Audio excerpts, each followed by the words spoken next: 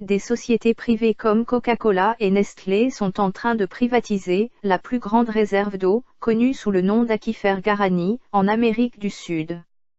L'aquifère est situé sous la surface du Brésil, de l'Argentine, du Paraguay et de l'Uruguay. Il constitue le deuxième plus grand système aquifère connu au monde. Les principaux conglomérats transnationaux avancent dans leurs négociations pour privatiser le système aquifère. Des réunions ont d'ores et déjà été organisées avec les autorités du gouvernement actuel, comme Michel Temer, pour définir les procédures nécessaires à l'exploitation des sources d'eau par les entreprises privées. Les contrats de concession dureront plus de 100 ans. Le premier entretien public sur ce dilemme a eu lieu le 25 janvier, le jour même de l'ouverture du vote pour la destitution du président Dilma Rousseff. Comme le rapporte Central Politico, cette coïncidence a été fatale pour l'ajournement de la réunion. Il doit y avoir une autre liste de projets à accorder ou à privatiser à moyen terme, avec des ventes aux enchères, pouvant aller jusqu'à 1 an, comme les distributeurs d'énergie Eletrobras et les sources d'eau douce, ajoute le site de nouvelles, traduit par Google depuis le portugais.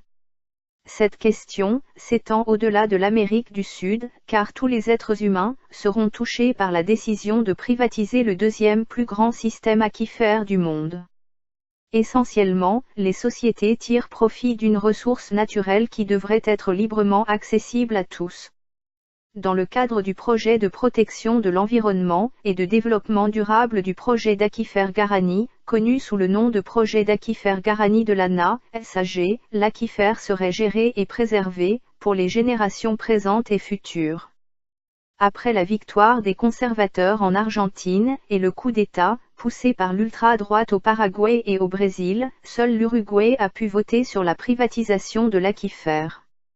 Environ les 2/3, 1,2 million de kilomètres carrés, de la réserve, sont situés sur le territoire brésilien, en particulier dans les États de Goiás, Mato Grosso do Sul, Minas Gerais, São Paulo, Paraná, Santa Catarina et Rio Grande do Sul.